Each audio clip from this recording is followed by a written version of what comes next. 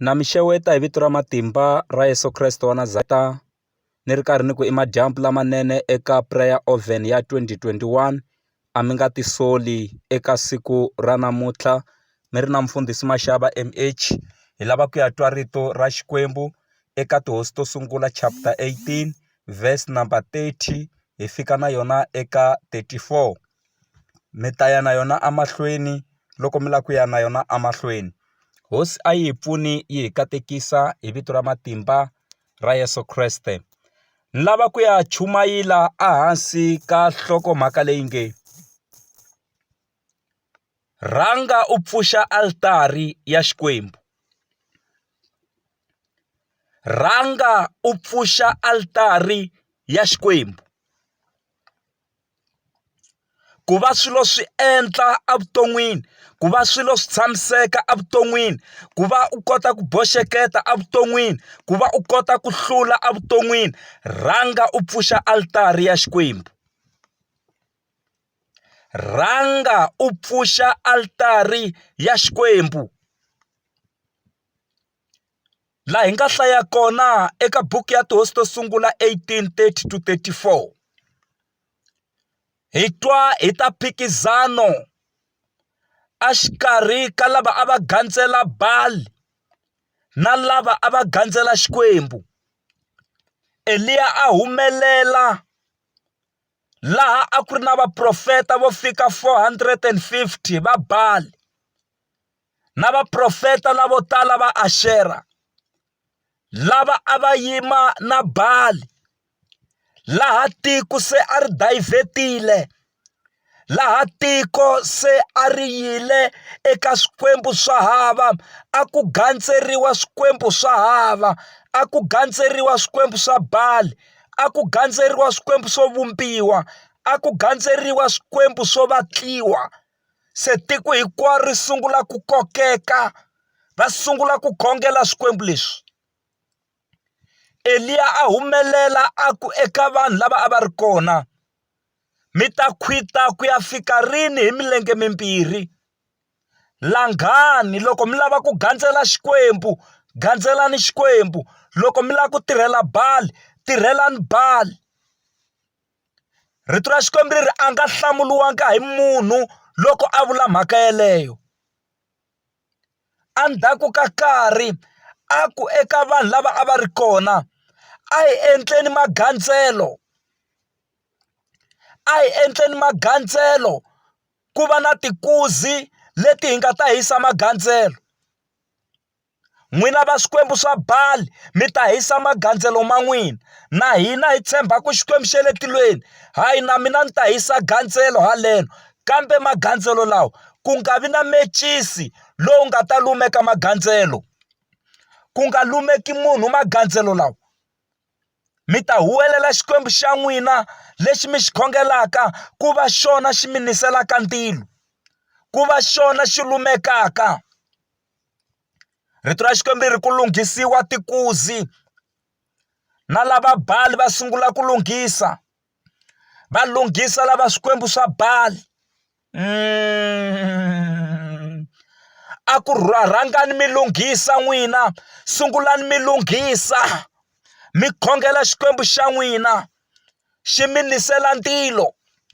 Yi ri va sungula ku khongela Xikwembu xa vona, va sungula ku huwelela, va huwelela Xikwembu xa vona, va huwelela hi matimba. Baleni santilo Bali, baleni santilo Bali, baleni santilo Bali.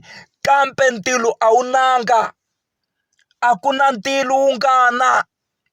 Baleni santilo Bali, baleni santilo Bali, a ku na ntilo wu nga na, ku hava ntilo lowu nga na. Va zama ku titsemelela, va zama ku endla hi matimba, va zama ku khongela, mara a ku cincanga nchumu.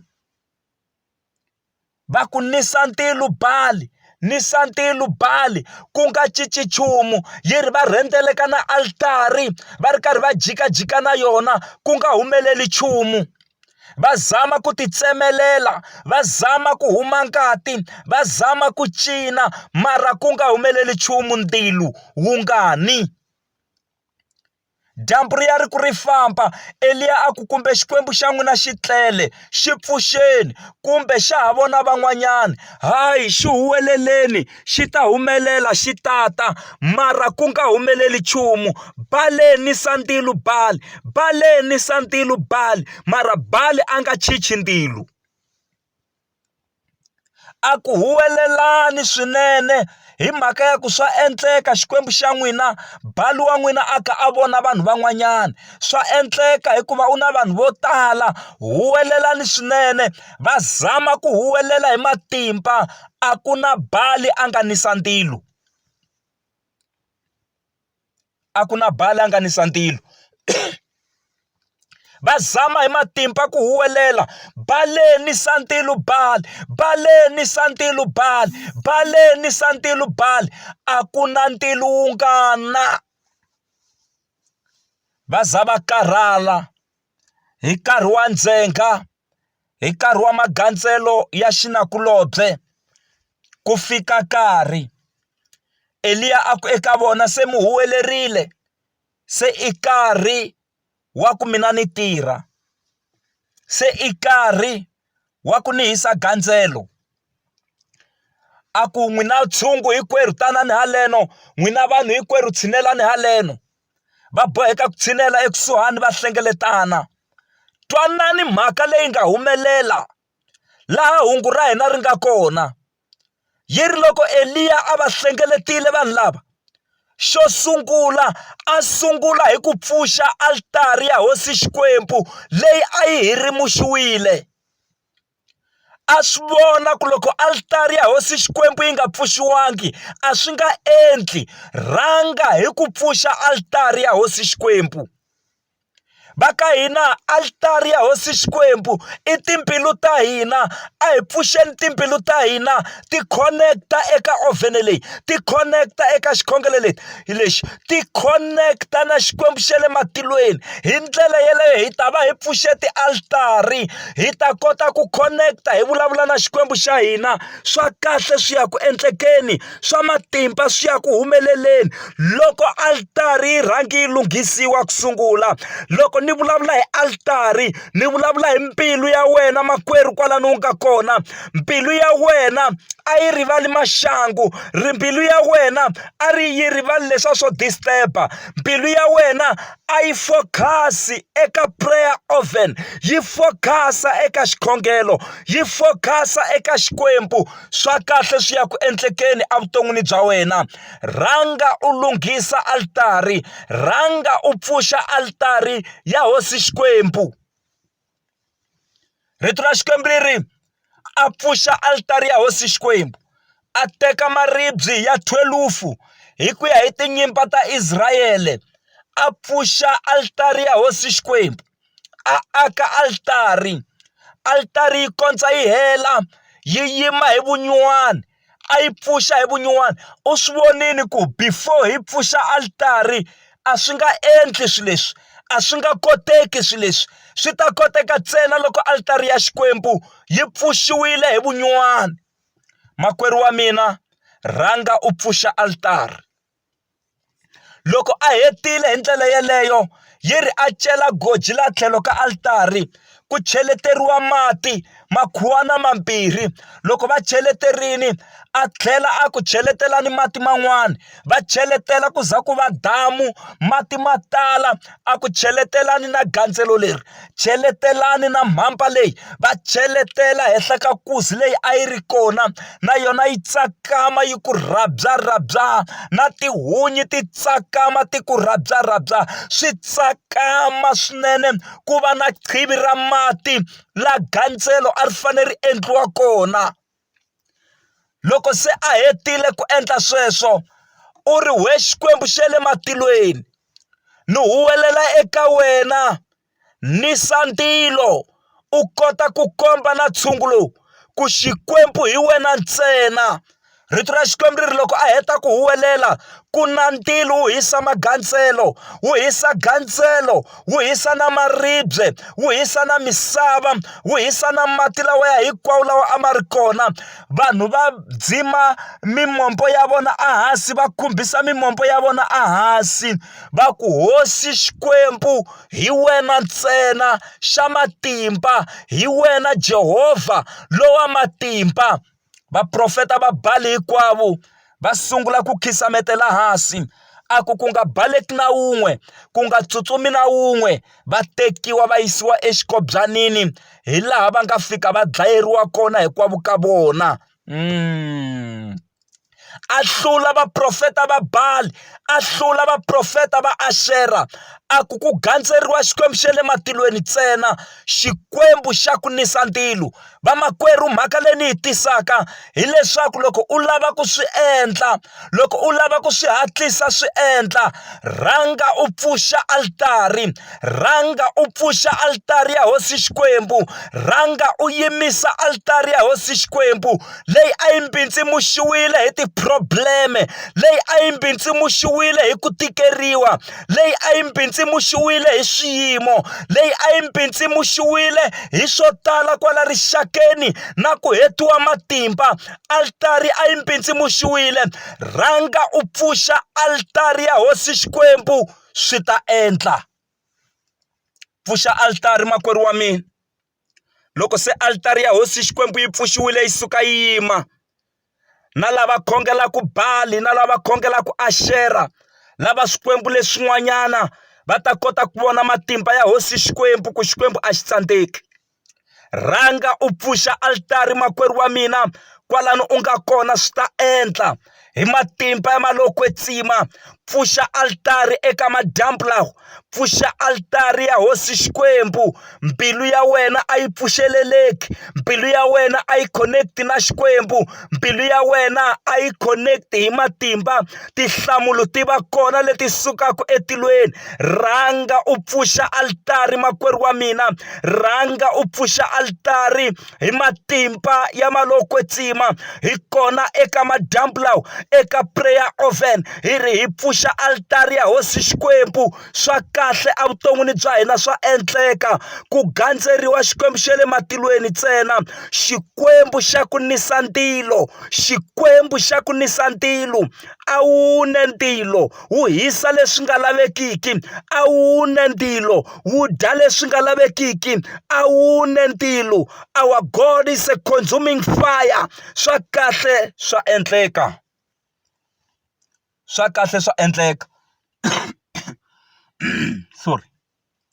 Swa kahle swa endleka hi matimba ya Malokwetsima.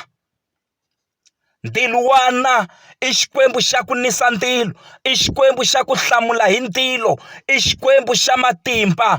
Va tele vaprofeta va Bali, mara Xikwembu xi hlamula.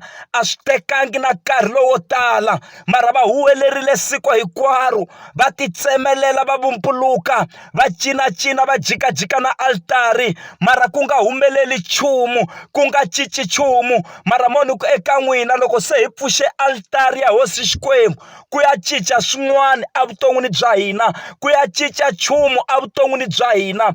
Kereke ya Hosi a hi nga ha fani na le ku sunguleni, a hi nga ha fani na le ku sunguleni. Jehovha wa hlamula swikhongelo, Jehovha wa hlamula vana va yena, Jehovha wa hlamula. Ni vulavula hi Xikwembu xa le matilweni lexi nga tsandziwiki hi nchumu, i Hosi ya matimba.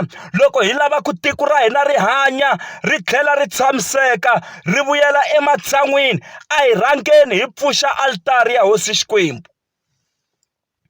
A hi sunguleni hi pfuxa altari ya Hosi Xikwembu, ku tlakuka yona atikweni ra South Africa, ku tlakuka yona emindyangwini ya hina. Altari ya Hosi Xikwembu yi vonaka, yi voniwa na hi vana va hina. Altari ya Hosi Xikwembu yi voniwa na hi vamakhelwani.